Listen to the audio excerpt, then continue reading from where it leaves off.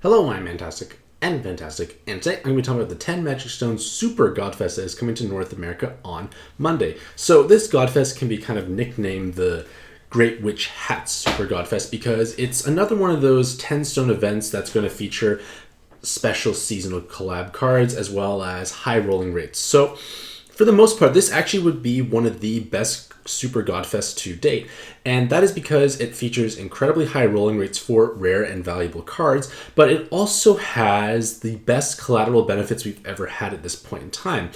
Now, generally speaking, the additional collateral benefits are quite lackluster, but the problem is it's going to happen. Things are going to cost 10 magic stones anyways, so if we're going to get even more benefit, why not? Because this event here, all the cards will come out at 8 stars, which means that if they're a Pantheon monster, they will come out reincarnated, and that means that when they are level 88, you've just saved yourself probably 10 or so million plus experience, because to get a reincarnated monster to max level, it's going to cost you 16 million. So you've just saved yourself many snow globes. They come fully awoken. They come plus 297 as well. So basically, most of the cards here are just ready to use out of the box or egg, so to speak. So if you are a newer player, this is going to definitely be the best Godfest to roll for the most part, because you suddenly have full teams ready to go. Like, you have to do very little investment. Running the skill up dungeon is not exactly a challenging ordeal overall, so you can max skill your cards. You're basically almost max level. Like, you don't have to get those reincarnated cards to level 99. You can leave them at 88 if you're a bit newer. Like, it's just not worth the experience investment at this point in time, possibly. But because of those factors, it is a very strong Godfest. Now, normally speaking, it would be very encouraging to actually roll, but because we are able to see 2 months ahead for the Japanese server, we are able to see what is going to be coming out in the very near future. And fortunately for us, we know that there is going to be the return of the Monster Hunter Collab and YYH. And for the most part, Monster Hunter Collab is one of the best collaborations to ever happen for Puzzle & Dragons, because it offers incredible value at the bottom rarity, and even at this point in time, before it returns with the additional buffs, it is still worth rolling in, because those 5-star cards feature the delicious 60% resist cards through weapon assist. So you could have 60% blind, poison, or jammer resist depending on the cards you roll.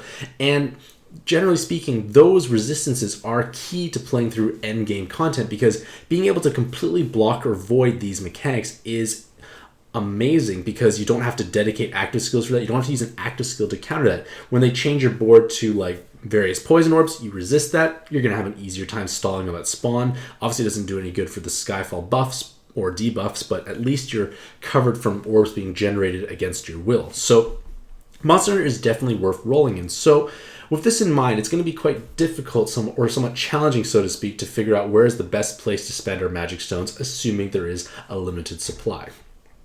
So I'm going to start doing these, I feel, for like my future Godfest and collab articles, because it's useful to have just like too long didn't read summary section. So basically for this Super Godfest, the pros are you have a 38.5% chance of rolling something rare and of value, which means there's going to be a 61, well, I can't do math. The point is there's going to be a 61.5% chance of rolling a 5-star Pantheon card, which is quite reasonable overall. They have many strong Godfest exclusives featured. They have strong seasonal cards at the same time. And many of these Godfest exclusives that are featured did receive new Mega Awoken evolutions in Japan, so it's something to look forward to in the next 2 or so months. The collateral benefits, like I already mentioned before, are the strongest to date. Having reincarnated cards come out at level 88 saves you many snow globes, and life just becomes a bit easier as well. And then the 297 fully awoken is nice, of course. And then you can roll the Great Witch hats, which are Madu, Reach, and Zila. And if you do roll their hats, you can keep them in the hat form, which saves you all those horrible evolution materials, or you can reverse the evolution. Or no, sorry, you don't reverse the evolution. You can trade in via the monster exchange for the cards. So you could trade in the Zila hat and get an actual Zila. And that should be done assuming you don't have zillions of Zilas already. The drawbacks for this Godfest is that there are only 5-star Pantheon monsters featured, no 6-stars, so you can't get things like Diao Chan, Dark and Light Vag, no Hime, Tachibana, so on and so forth. There is no Saline and no Vero featured, and to a certain extent, actually as well, the 7-star Witches have lower rolling rates compared to other super Godfest. It's 1%, not like 1.5, 1.25 or whatnot. And then we also have Monster Hunter Collab coming up in the next soon to be determined time frame. So again, it all depends on what you need more for your monster box. So based on the Godfest in Japan that happened prior, which is the exact same as this one here, we know that there's a 1% chance to roll any of the new Samurai 3 Pantheon cards, as well as the Great Witch hats. So 1% each, 8% total. 2% chance for all the high rarity beach cards and Halloween. And generally speaking, Beach Yogg, Beach Barber and Julie, Beach Fujin are incredibly valuable cards, and Halloween Verdandi and Halloween Cotton are also quite powerful as well. So we got quite a strong seasonal roster overall. There is a 1.5% chance of rolling any of these Godfest exclusives, and they can come out in different forms, so there's less of them featured, so it doesn't add up mathematically correct. Basically, it's 0.75% chance to roll either form of, say, Dark Metatron, because there's multiple forms that can come out at 8 stars, but it's not going to be the Mega Awoken form, unfortunately. So the 6-star Godfest exclusive card you roll may not necessarily match the icon shown here. And then 1.58% chance, 61.5% or so to roll any of these Pantheon cards. But remember, they come out reincarnated, so you do save yourself a lot of evolution materials and monster experience. So this is kind of what I feel are kind of the more notable prizes, cards that are quite valuable overall. So generally speaking, the Great Witches are obviously incredibly strong. I already mentioned that Beach Barber and Julie and Beach Fujin are very powerful cards to own, especially in tandem. Beach Fujin is an incredibly strong card for Beach Barber and Julie teams. Halloween Verdandi is a strong card, as well as Halloween Cotton. And of course, we have Dark Metatron, we have Sheet. And then for the Pantheon cards that are still quite valuable, that's Sharius Roots actually, another Godfest exclusive. But for the Pantheon cards, we have Archangel Lucifer, and he's one of the stronger follow-up attack options for Dark Metatron teams. Dark Metatron is so powerful and strong, it's actually quite a good time to pick up a lot of her valuable subs. We have Reincarnated I, just a great card to use across basically most water and or even dark teams, because you get 2 times attack as well as 2 or 2.5 times recovery for 3 turns plus haste. Incredibly high value active skill all around. Izanagi is a staple sub for Dark Metatron. We have Orochi, which is the best delay to a certain extent for inheritance purposes, as well as Indra, one of the best shields to have for inheritance purposes. So pretty strong value for Pantheon cards overall. And then we obviously have the Samurai 3 cards here for like cards that are useful but not as amazing in my opinion these are. And then we have regular Fujin. Beach Fujin is just better. We have Ilm, who's getting a split evolution, getting Mega Evolution soon in Japan. We have Dantalion as well.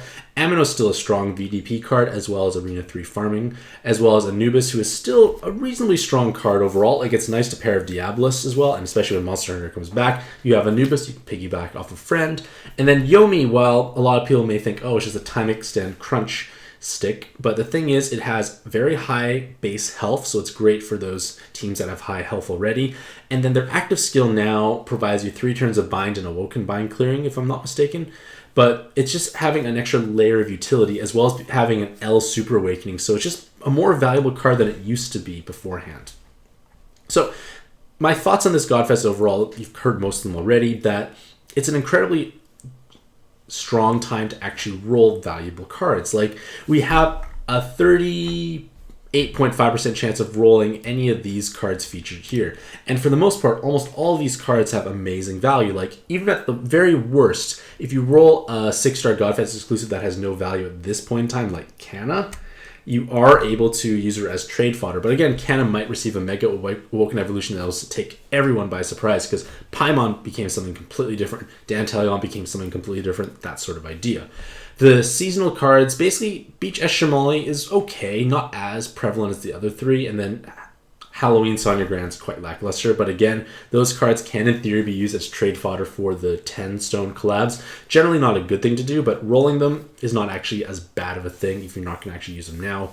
Obviously, the Great Witch hats are valuable. You can convert them into the Great Witches. The Samurai 3 Pantheon is a much stronger Ganesha alternative. It actually has a multiplier and strong awakenings tied to the card as well.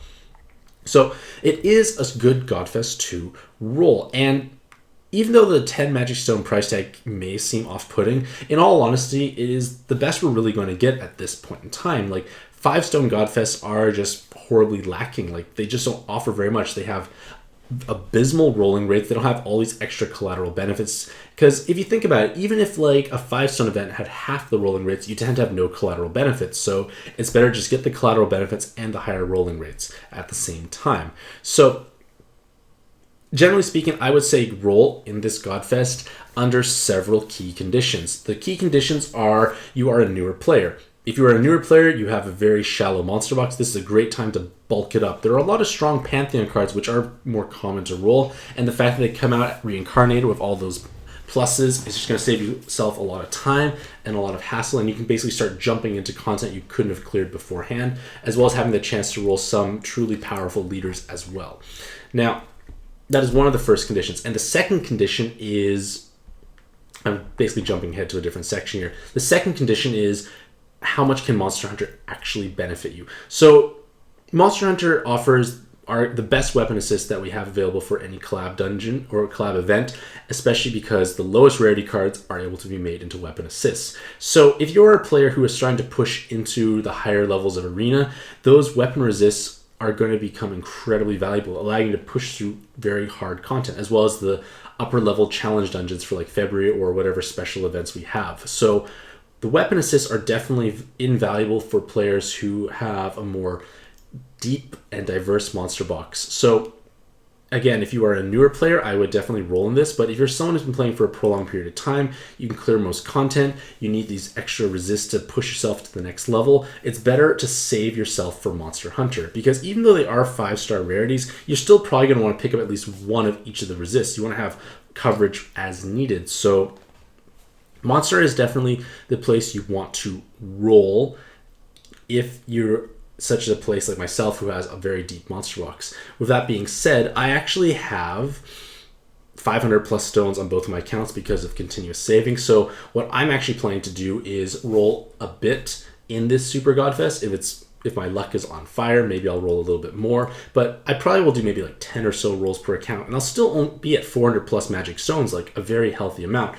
And I really only want Raytheon from Monster Hunter. I do have, amusingly enough, the other assists, so it's just really Raytheon that's eluding me. So I'm going to basically kind of be rolling till Raytheon. Obviously picking up any of their card along the way is going to be helpful, but that's kind of my plan for my magic stones. I'm still not going to be draining all 500 between the two events. I'll still have a couple hundred left for anything else new that comes out that's going to demand me to roll heavily, but for the most part, I actually haven't rolled Monster Hunter very much. I just happened to pick up like a couple of the resist cards, like luckily within very few rolls. So generally speaking, if you are new, roll here. If you are more deep monster box, can't benefit as much from here, roll in Monster Hunter. So in conclusion, this is a strong Godfest, but I would exercise caution before just rolling liberally. Just because it does have amazing collateral benefits and high rolling rates, it doesn't necessarily mean it's going to be what's going to help your monster box the most when Monster Hunter comes around. So let me know what your plans are for this Godfest as well as for the upcoming Monster Hunter Collab. Do you plan to roll now and then hopefully get enough stones later, or just save for Monster Hunter in the future? Hopefully you all have a Mantastic day. I wish you all the best luck in your own pad adventures, and happy puzzling.